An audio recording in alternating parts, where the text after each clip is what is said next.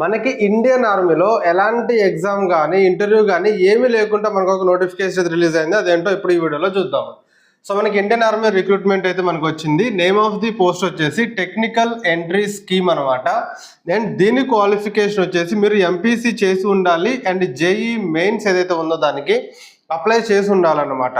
And age వచ్చేసి 16.5 సంవత్సరాల నుంచి 19.5 ఇయర్స్ ఉన్న ప్రతి ఒక్కరు కూడా దీనికి అప్లై చేసుకోవచ్చు.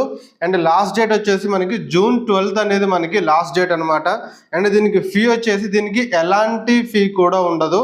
అండ్ శాలరీ వచ్చేసి మీకు ఎవ్రీ మంత్ మీకు 56,100 స్టైఫండ్ అయితే ఉంటుంది. ఓకేనా?